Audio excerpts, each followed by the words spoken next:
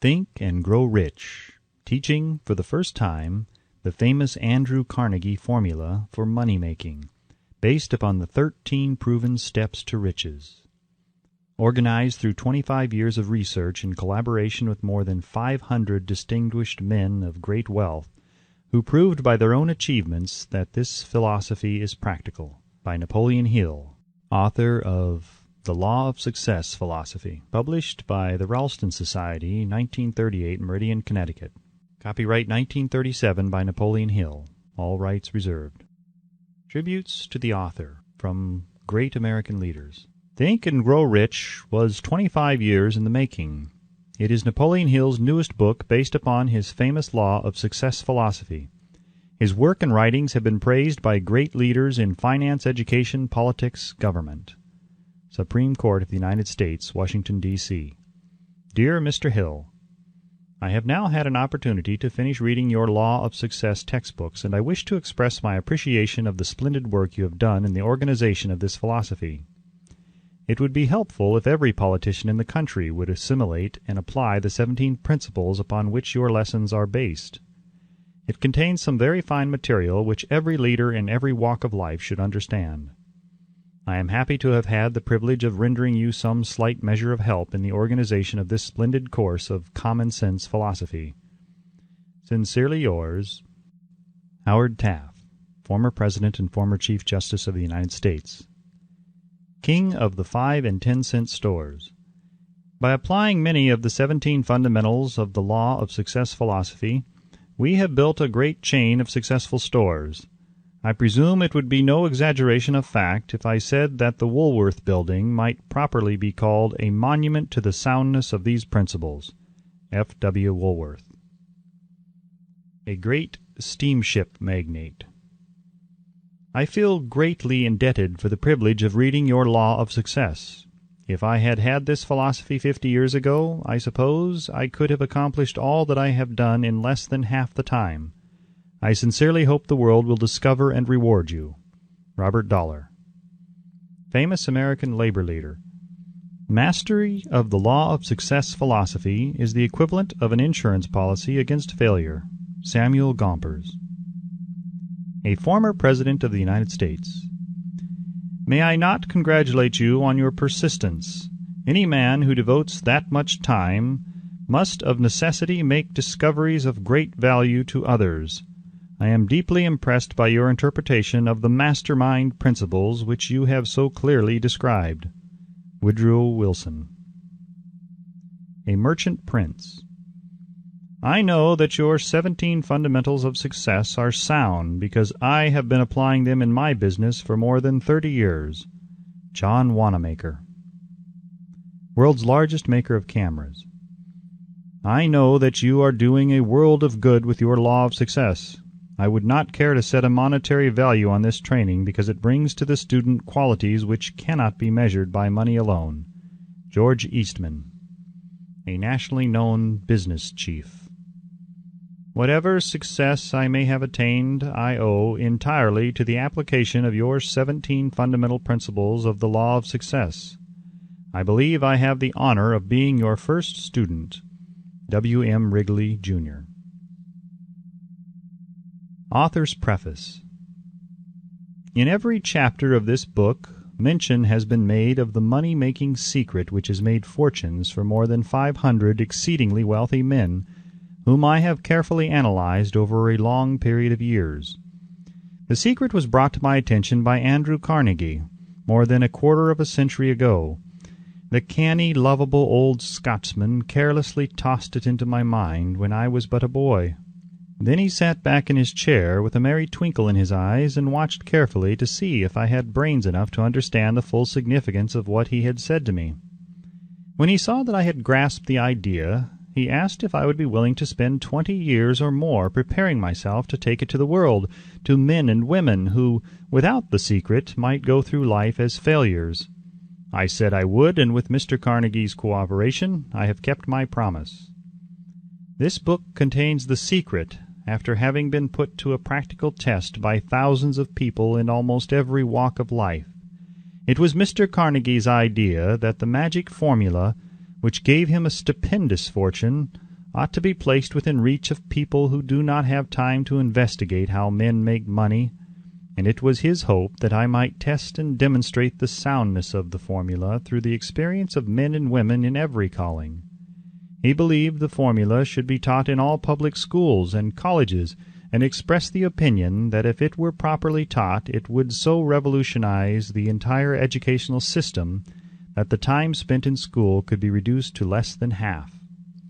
His experience with Mr. Charles M. Schwab and other young men of Mr. Schwab's type convinced Mr. Carnegie that much of that which is taught in the schools is of no value whatsoever in connection with the business of earning a living or accumulating riches.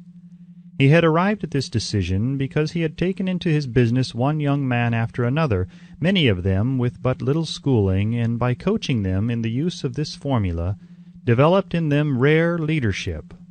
Moreover, his coaching made fortunes for every one of them who followed his instructions. In the chapter on faith, you will read the astounding story of the organization of the giant United States Steel Corporation, as it was conceived and carried out by one of the young men through whom Mr. Carnegie proved that his formula will work for all who are ready for it. This single application of the secret by that young man, Charles M. Schwab, made him a huge fortune in both money and opportunity. Roughly speaking, this particular application of the formula was worth $600 million. These facts, and they are facts well known to almost everyone who knew Mr. Carnegie, give you a fair idea of what the reading of this book may bring to you, provided you know what it is that you want. Even before it has undergone 20 years of practical testing, the secret was passed on to more than 100,000 men and women who have used it for their personal benefit, as Mr. Carnegie planned that they should. Some have made fortunes with it. Others have used it successfully in creating harmony in their homes. A clergyman used it so effectively that it brought him an income of upwards of $75,000 a year. Arthur Nash, a Cincinnati tailor, used his near-bankrupt business as a guinea pig on which to test the formula. The business came to life and made a fortune for its owners. It is still thriving, although Mr. Nash has gone. The experiment was so unique that newspapers and magazines gave it more than $1 million worth of laudatory publicity. The secret was passed on to Stuart Austin Weir of Dallas, Texas. He was ready for it, so ready that he gave up his profession and studied law. Did he succeed? That story is told too. I gave the secret to Jennings Randolph the day he graduated from college, and he has used it so successfully that he is now serving his third term as a member of Congress, with an excellent opportunity to keep on using it until it carries him to the White House. While serving as advertising manager of the LaSalle Extension University, when it was little more than a name, I had the privilege of seeing J.G. Chaplin, president of the university, used the formula so effectively that he has since made the LaSalle one of the great extension schools of the country. The secret to which I refer has been mentioned no fewer than 100 times throughout this book. It has not been directly named, for it seems to work more successfully when it is merely uncovered and left in sight, where those who are ready and searching for it may pick it up. That is why Mr. Carnegie tossed it to me so quietly without giving me its specific name. If you are ready to put it to use, you will recognize this secret at least once in every chapter. I wish I might feel privileged to tell you how you will know if you are ready, but that would deprive you of much of the benefit you will receive when you make the discovery in your own way. While this book was being written, my own son, who was then finishing the last year of his college work, picked up the manuscript of Chapter 2, read it, and discovered the secret for himself. He used the information so effectively that he went directly into a responsible position at a beginning salary greater than the average man ever earns. His story has been briefly described in Chapter 2. When you read it, perhaps you will dismiss any feeling you may have had at the beginning of the book that it promised too much. And 2, if you have ever been discouraged, if you have had difficulties to surmount which took the very soul out of you, If you have tried and failed, if you were ever handicapped by illness or physical affliction, this story of my son's discovery and use of the Carnegie formula may prove to be the oasis in the desert of lost hope for which you have been searching. This secret was extensively used by President Woodrow Wilson during the World War. It was passed on to every soldier who fought in the war, carefully wrapped in the training received before going to the front. President Wilson told me it was a strong factor in raising the funds needed for the war. More than 20 years ago, Honorable Manuel L. Quizon, then resident commissioner of the Philippine Islands, was inspired by the secret to gain freedom for his people. He has gained freedom for the Philippines and is the first president of the Free State. A peculiar thing about this secret is that those who once acquire it and use it find themselves literally swept on to success, with but little effort, and they never again submit to failure. If you doubt this, study the names of those who have used it, wherever they have been mentioned. Check their records for yourself, and be convinced. There is no such thing as something for nothing. The secret to which I refer cannot be had without a price, although the price is far less than its value. It cannot be had at any price by those who are not intentionally searching for it. It cannot be given away. It cannot be purchased for money, for the reason that it comes in two parts. One part is already in possession of those who are ready for it. The secret serves equally well all who are ready for it. Education has nothing to do with it. Long before I was born, the secret had found its way into the possession of Thomas A. Edison, and he used it so intelligently that he became the world's leading inventor, although he had but 3 months of schooling. The secret was passed on to a business associate of Mr. Edison. He used it so effectively that although he was then making only $12,000 a year, he accumulated a great fortune and retired from active business while still a young man. You will find his story at the beginning of the first chapter. It should convince you that riches are not beyond your reach, that you can still be what you wish to be, that money, fame, recognition, and happiness can be had by all who are ready and determined to have these blessings. How do I know these things? You should have the answer before you finish this book. You may find it in the very first chapter or on the last page. While I was performing the 20-year task of research, which I had undertaken at Mr. Carnegie's request, I analyzed hundreds of well-known men, many of whom admitted that they had accumulated their vast fortunes through the aid of the Carnegie secret. Among these men were Henry Ford, William Wrigley, Jr., John Wanamaker, James J. Hill, George S. Parker, E.M. Statler, Henry L. Doherty, Cyrus K. Curtis, George Eastman, Theodore Roosevelt, John W. Davis, Albert Hubbard, Wilbur Wright, William Jennings Bryan, Dr. Demitted Starr Jordan, J. Ogden Armour, Charles M. Schwab, Harris F. Williams, Dr. Frank Gonzalez, Daniel Willard, King Gillette, Ralph A. Weeks, Judge Daniel T. Wright, John D. Rockefeller, Thomas A. Edison, Frank A. Vanderlip, F. W. Woolworth, Colonel Robert A. Dollar, Edward A. Feline, Edwin C. Barnes, Arthur Brisbane, Woodrow Wilson, William Howard Taft, Luther Burbank, Edward W. Bach, Frank A. Munsey, Albert H. Gary, Dr. Alexander Graham Bell, John H. Patterson, Julius Rosenweld, Stuart Austin Weir, Dr. Frank Crane, George M. Alexander, J. G. Chaplin, Honorable Jennings Randolph, Arthur Nash, Clarence Darrow. These names represent but a small fraction of the hundreds of well-known Americans whose achievements, financially and otherwise, prove that those who understand and apply the Carnegie secret reach high stations in life. I have never known anyone who was inspired to use the secret who did not achieve noteworthy success in his chosen calling. I have never known any person to distinguish himself or to accumulate riches of any consequence without possession of the secret. From these two facts, I draw the conclusion that the secret is more important as a part of the knowledge essential for self-determination than any which one receives through what is popularly known as education. What is education, anyway? This has been answered in full detail.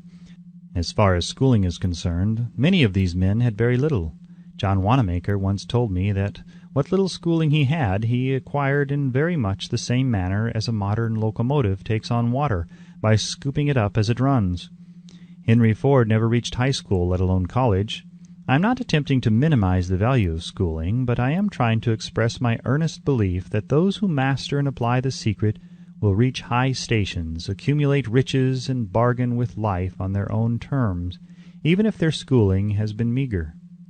Somewhere, as you read, the secret to which I refer will jump from the page and stand boldly before you, if you are ready for it. When it appears, you will recognize it.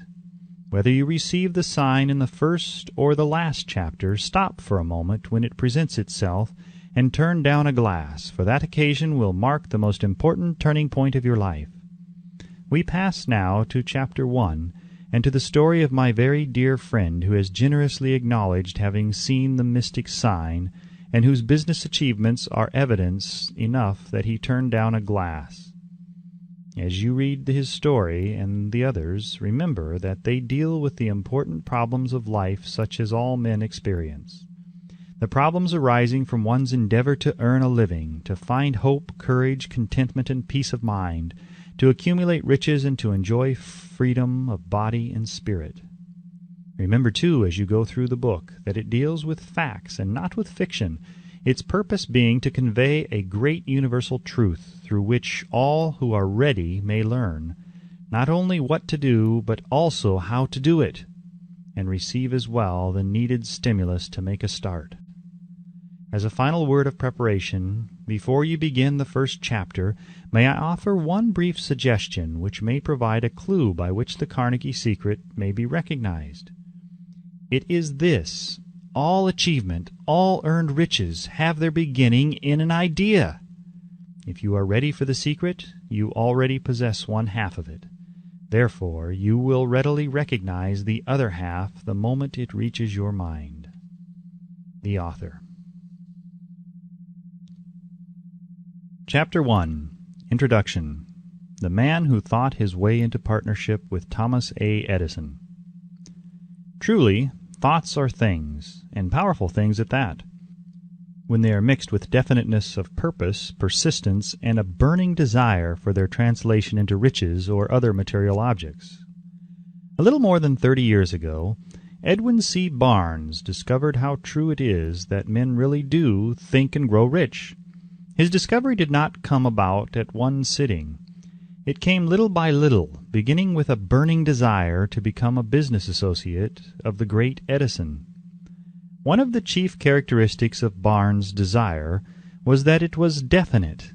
He wanted to work with Edison, not for him. Observe carefully the description of how he went about translating his desire into reality, and you will have a better understanding of the 13 principles which lead to riches. When this desire, or impulse of thought, first flashed into his mind, he was in no position to act upon it. Two difficulties stood in his way. He did not know Mr. Edison, and he did not have enough money to pay his railroad fare to Orange, New Jersey.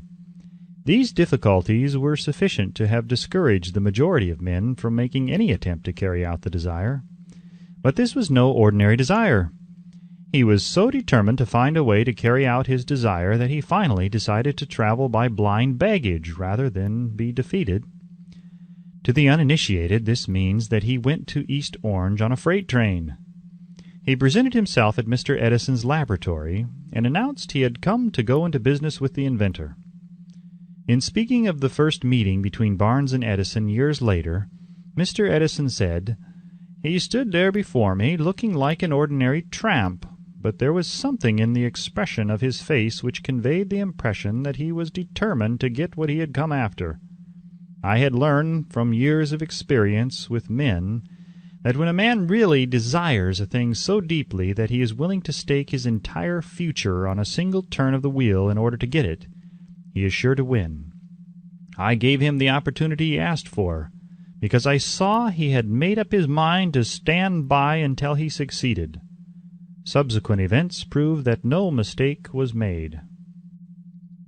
Just what young Barnes said to Mr. Edison on that occasion was far less important than that which he thought. Edison himself said so. It could not have been the young man's appearance which got him his start in the Edison office, for that was definitely against him. It was what he thought that counted. If the significance of this statement could be conveyed to every person who reads it, there would be no need for the remainder of this book. Barnes did not get his partnership with Edison on his first interview. He did get a chance to work in the Edison offices at a very nominal wage, doing work that was unimportant to Edison, but most important to Barnes, because it gave him an opportunity to display his merchandise where his intended partner could see it. Months went by. Apparently nothing happened to bring the converted goal which Barnes had set up in his mind as his definite major purpose. But something important was happening in Barnes's mind. He was constantly intensifying his desire to become the business associate of Edison. Psychologists have correctly said that when one is truly ready for a thing, it puts in its appearance. Barnes was ready for a business association with Edison. Moreover, he was determined to remain ready until he got that which he was seeking. He did not say to himself, "Ah, well, what's the use? I guess I'll change my mind and try for a salesman's job." But he did say, "I came here to go into business with Edison, and I'll accomplish this end if it takes the remainder of my life." He meant it. What a different story men would have to tell if only they would adopt a definite purpose, and stand by that purpose until it had time to become an all-consuming obsession. Maybe young Barnes did not know it at the time, but his bulldog determination, his persistence in standing back of a single desire, was destined to mow down all opposition and bring him the opportunity he was seeking. When the opportunity came, it appeared in a different form, and from a different direction than Barnes had expected. That is one of the tricks of opportunity. It has a sly habit of slipping in by the back door, and often it comes disguised in the form of misfortune or temporary defeat. Perhaps this is why so many fail to recognize opportunity. Mr. Edison had just perfected a new office device known at that time as the Edison dictating machine, now the Ediphone. His salesmen were not enthusiastic over the machine. They did not believe it could be sold without great effort. Barnes saw his opportunity. It had crawled in quietly, hidden in a queer-looking machine which interested no one but Barnes and the inventor. Barnes knew he could sell the Edison dictating machine. He suggested this to Edison and promptly got his chance. He did sell the machine. In fact, he sold it so successfully that Edison gave him a contract to distribute and market it all over the nation. Out of that business association grew the slogan, "Made by Edison and installed by Barnes." The business alliance has been in operation for more than 30 years. Out of it, Barnes has made himself rich in money, but he has done something infinitely greater. He has proved that one really may think and grow rich. How much actual cash that original desire of Barnes has been worth to him, I have no way of knowing. Perhaps it has brought him $2 or $3 million, but the amount, whatever it is, becomes insignificant when compared with the greater asset he acquired in the form of definite knowledge that an intangible impulse of thought can be transmuted into its physical counterpart by the application of known principles. Barnes literally thought himself into a partnership with the great Edison. He thought himself into a fortune. He had nothing to start with except the capacity to know what he wanted and the determination to stand by that desire until he realized it. He had no money to begin with.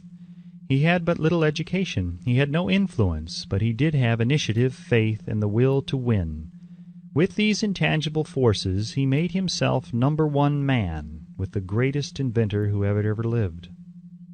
Now let us look at a different situation and study a man who had plenty of tangible evidence of riches, but lost it because he stopped 3 feet short of the goal he was seeking. 3 feet from gold. One of the most common causes of failure is the habit of quitting when one is overtaken by temporary defeat. Every person is guilty of this mistake at one time or another. An uncle of R.U. Darby was caught by the gold fever in the gold rush days and went west to dig and grow rich.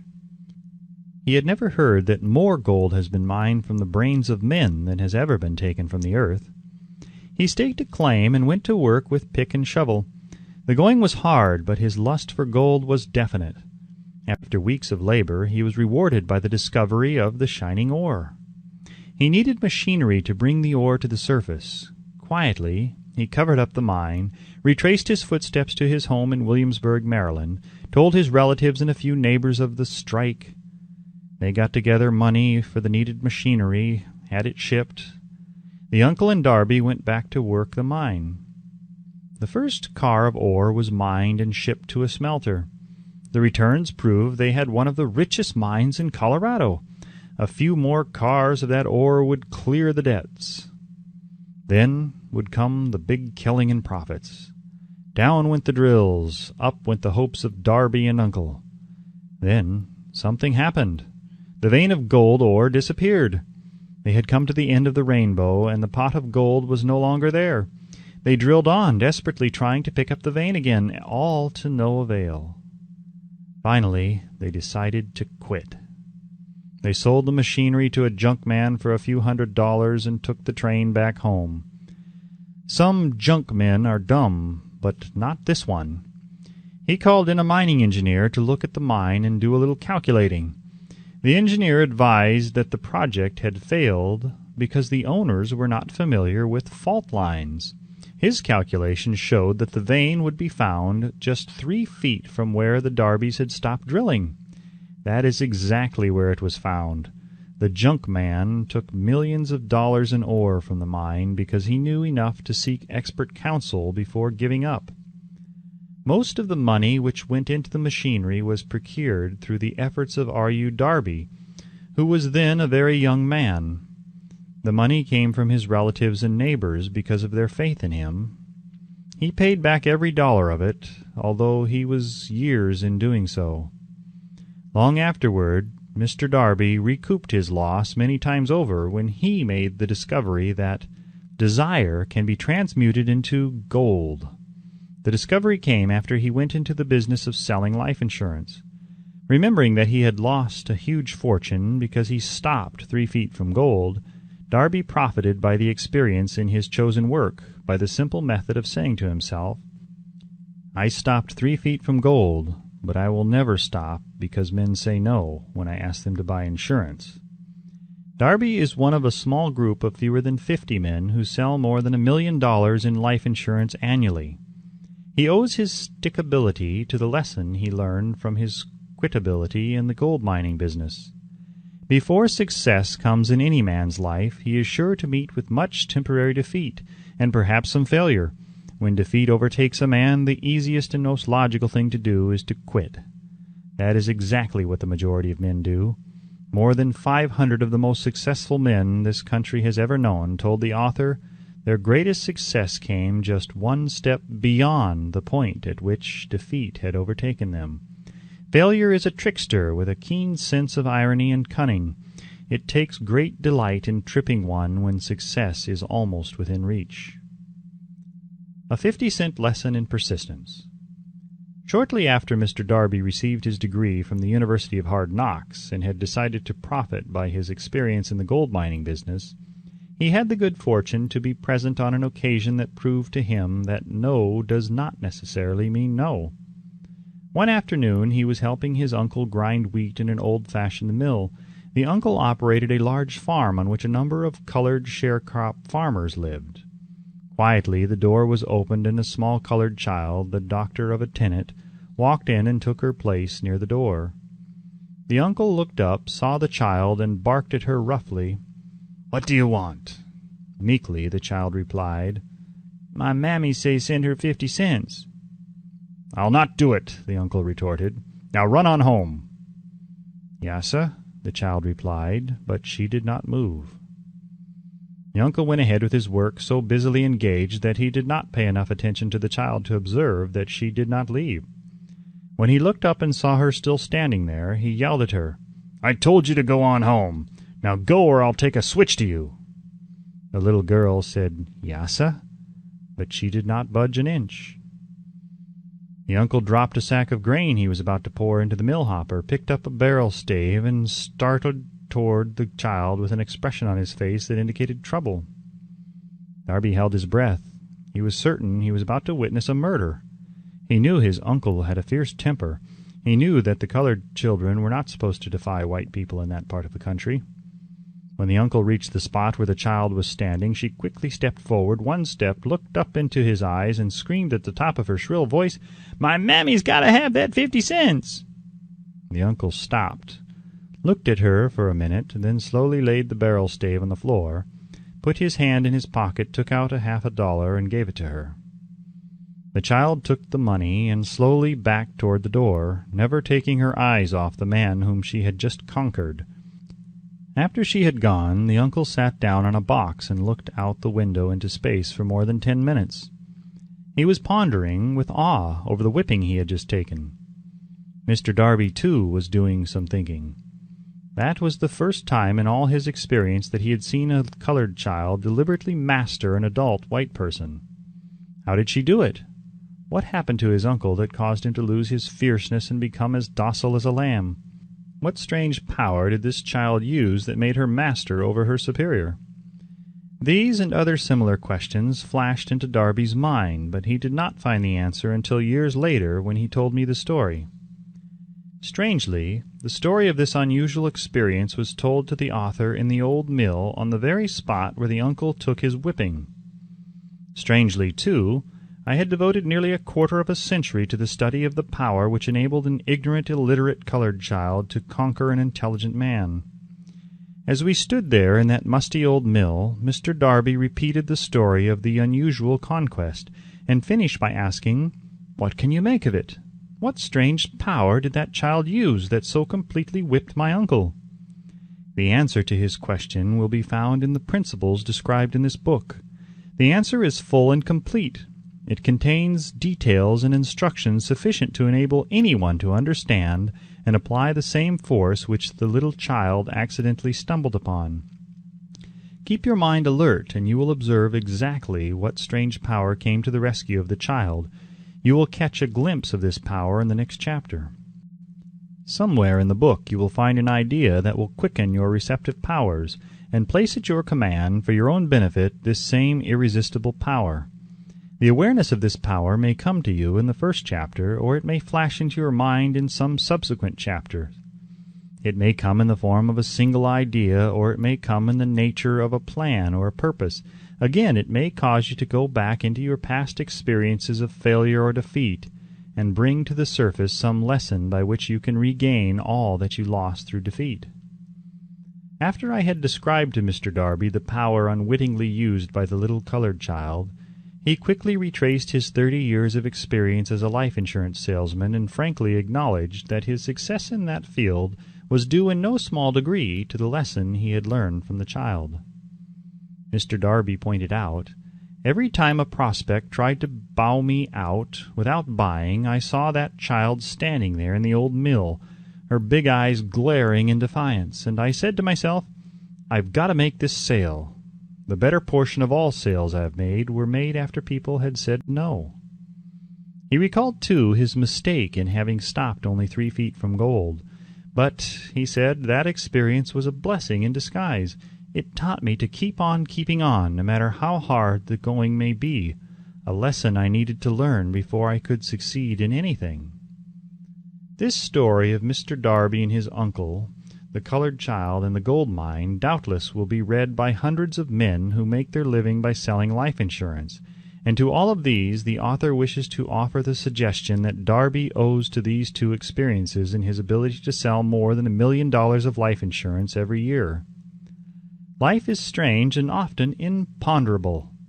Both the successes and the failures have their roots in simple experiences. Mr. Darby's experiences were commonplace and simple enough. Yet they held the answer to his destiny in life. Therefore they were as important to him as life itself. He profited by these 2 dramatic experiences because he analyzed them and found the lesson they taught. But what of the man who has neither the time nor the inclination to study failure in search of knowledge that may lead to success? Where and how is he to learn the art of converting defeat into stepping stones to opportunity? In the answer to these questions, this book was written. The answer called for a description of 13 principles, but remember, as you read, the answer you may be seeking to the questions which have caused you to ponder over the strangeness of life may be found in your own mind, through some idea, plan, or purpose which may spring into your mind as you read. One sound idea is all that one needs to achieve success. The principles described in this book contain the best and the most practical of all that is known concerning the ways and means of creating useful ideas. Before we go any further in our approach to the description of these principles, we believe you are entitled to receive this important suggestion. When riches begin to come, they come so quickly in such great abundance that one wonders where they have been hiding during all those lean years. This is an astounding statement, and all the more so when we take into consideration the popular belief that riches come only to those who work hard and long. When you begin to think and grow rich, you will observe that riches begin with a state of mind, with definiteness of purpose, with little or no hard work. You and every other person ought to be interested in knowing how to acquire that state of mind which will attract riches. I spent 25 years in research, analyzing more than 25,000 people, because I too wanted to know how wealthy men become that way. Without that research, this book could not have been written. Here, take notice of a very significant truth, viz., the business depression started in 1929 and continued on to an all-time record of destruction until some time after President Roosevelt entered office. Then the depression began to fade into nothingness. Just as an electrician in a theater raises the light so gradually that darkness is transmuted into light before you realize it, so did the spell of fear in the minds of the people gradually fade away and become faith. Observe very closely as soon as you master the principles of this philosophy and begin to follow the instructions for applying those principles. Your financial status will begin to improve, and everything you touch will begin to transmute itself into an asset for your own benefit. Impossible? Not at all. One of the main weaknesses of mankind is the average man's familiarity with the word impossible. He knows all the rules which will not work. He knows all the things which cannot be done. This book was written for those who seek the rules which have made others successful and are willing to stake everything on those rules. A great many years ago I purchased a fine dictionary.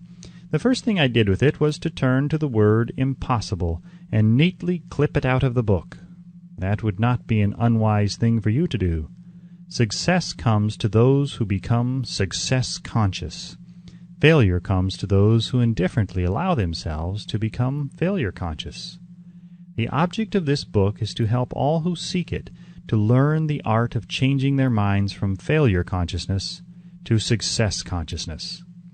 Another weakness found in altogether too many people is the habit of measuring everything and everyone by their own impressions and beliefs. Some who will read this will believe that no one can think and grow rich. They cannot think in terms of riches because their thought habits have been steeped in poverty, want, misery, failure, and defeat. These unfortunate people remind me of the prominent Chinese who came to America to be educated in American ways. He attended the University of Chicago. One day, President Harper met this young Oriental on the campus, stopped to chat with him for a few minutes, and asked what had impressed him as being the most noticeable characteristic of the American people. "Why," the Chinaman exclaimed, "the queer slant of your eyes! Your eyes are off slant." What do we say about the Chinese? We refuse to believe that which we do not understand. We foolishly believe that our own limitations are the proper measurement of limitations. Sure, the other fellow's eyes are off slant because they are not the same as our own. Millions of people look at the achievements of Henry Ford after he has arrived and envy him because of his good fortune or luck or genius or whatever it is that they credit for Ford's fortune. Perhaps one person in every 100,000 knows the secret of Ford's success, and those who do know are too modest or too reluctant to speak of it because of its simplicity. A single transaction will illustrate the secret perfectly. A few years back, Ford decided to produce his now famous V8 motor. He chose to build an engine with the entire 8 cylinders cast in one block, and instructed his engineers to produce a design for the engine. The design was placed on paper, but the engineers agreed to a man that it was simply impossible to cast an 8-cylinder gas engine block in one piece. Ford said, "Produce it anyway." "But," they replied, "it's impossible." "Go ahead," Ford commanded, "and stay on the job until you succeed, no matter how much time is required." The engineers went ahead. There was nothing else for them to do if they were to remain on the Ford staff. 6 months went by, nothing happened. Another 6 months passed, and still nothing happened. The engineers tried every conceivable plan to carry out the orders, but the thing seemed out of the question. Impossible! At the end of the year, Ford checked with his engineers, and again they informed him that they had found no way to carry out his orders. "Go right ahead," said Ford. "I want it, and I'll have it." They went ahead, and then, as if by a stroke of magic, the secret was discovered. The Ford determination had won once more. This story may not be described with minute accuracy, but the sum and substance of it is correct. Deduce from it, you who wish to think and grow rich, the secret of the Ford millions, if you can. You will not have to look very far. Henry Ford is a success because he understands and applies the principles of success. One of these is desire, knowing what one wants. Remember this Ford story as you read, and pick out the lines in which the secret of his stupendous achievement has been described. If you can do this, if you can lay your finger on the particular group of principles which made Henry Ford rich, you can equal his achievements in almost any calling for which you are suited. You are the master of your fate, the captain of your soul, because when Henley wrote the prophetic lines, "I am the master of my fate, I am the captain of my soul," he should have informed us that we are the masters of our fate, the captains of our souls, because we have the power to control our thoughts. He should have told us that the ether in which this little earth floats, in which we move and have our being, is a form of energy moving at an inconceivably high rate of vibration, and that the ether is filled with a form of universal power which adapts itself to the nature of the thoughts we hold in our minds, and influences us in natural ways to transmute our thoughts into their physical equivalent. If the poet had told us of this great truth, we would know why it is that we are the masters of our fate, the captains of our souls. He should have told us with great emphasis that this power makes no attempt to discriminate between the destructive thoughts and the constructive thoughts, that it will urge us to translate into physical reality thoughts of poverty just as quickly as it will influence us to act upon thoughts of riches. He should have told us, too, that our brains become magnetized with the dominating thoughts which we hold in our minds, and by means with which no man is familiar, these magnets attract to us the forces, the people, the circumstances of life which harmonize with the nature of our dominating thoughts. He should have told us that before we can accumulate riches in great abundance, we must magnetize our minds with intense desire for riches, that we must become money-conscious until the desire for money drives us to create definite plans for acquiring it. But being a poet and not a philosopher, Henley contented himself by stating a great truth in poetic form, leaving those who followed him to interpret the philosophical meaning of his lines. Little by little the truth has unfolded itself until it now appears certain that the principles described in this book hold the secret of mastery over our economic fate. We are now ready to examine the first of these principles. Maintain a spirit of open-mindedness, and remember as you read they are the invention of no one man. The principles were gathered from the life experiences of more than 500 men who actually accumulated riches in huge amounts, men who began in poverty with but little education, without influence. The principles worked for these men. You can put them to work for your own enduring benefit. You will find it easy, not hard, to do. Before you read the next chapter, I want you to know that it conveys factual information which might easily change your entire financial destiny, as it has so definitely brought the changes of stupendous proportions to two people described. I want you to know also that the relationship between these two men and myself is such that I could have taken no liberties with the facts, even if I had wished to do so. One of them has been my closest personal friend for almost 25 years, and the other is my own son. The unusual success of these two men, success which they generously accredit to the principle described in the next chapter, more than justifies this personal reference as a means of emphasizing the far-flung power of this principle.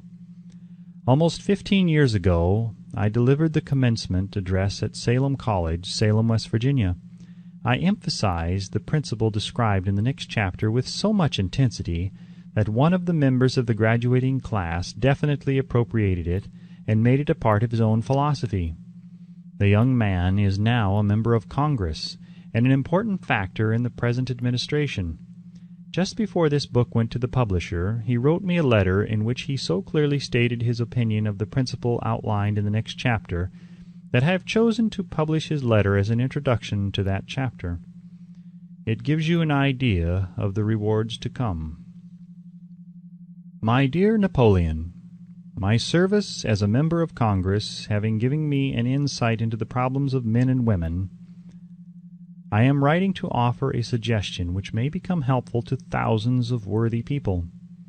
With apologies, I must state that the suggestion, if acted upon, will mean several years of labor and responsibility for you, but I am enheartened to make the suggestion because I know your great love for rendering useful service. In 1922, you delivered the commencement address at Salem College when I was a member of the graduating class. In that address, you planted in my mind an idea which has been responsible for the opportunity I now have to serve the people of my state, and will be responsible in a very large measure for whatever success I may have in the future.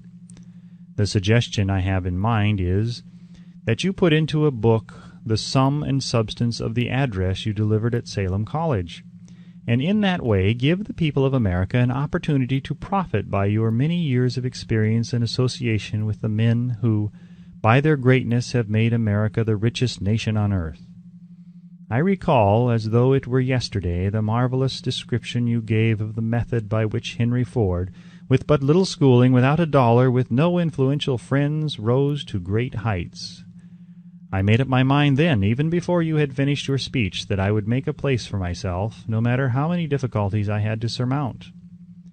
Thousands of young people will finish their schooling this year, and within the next few years. Every one of them will be seeking just such a method of practical encouragement as the one I received from you. They will want to know where to turn, what to do to get started in life. You can tell them because you have helped to solve the problems of so many, many people. If there is any possible way that you can afford to render so great a service, may I offer the suggestion that you include with every book one of your personal analysis charts, in order that the purchaser of the book may have the benefit of a complete self-inventory, indicating, as you indicated to me years ago, exactly what is standing in the way of success. Such a service as this, providing the readers of your book with a complete, unbiased picture of their faults and their virtues, would mean to them the difference between success and failure. The service would be priceless. Millions of people are now facing the problem of staging a comeback because of the Depression, and I speak from personal experience when I say I know these earnest people would welcome the opportunity to tell you their problems and to receive your suggestions for the solution. You know the problems of those who face the necessity of beginning all over again. There are thousands of people in America today who would like to know how they can convert ideas into money, people who must start at scratch without finances and recoup their losses. If anyone can help them, you can. If you publish the book, I would like to own the first copy that comes from the press, personally autographed by you. With best wishes, believe me.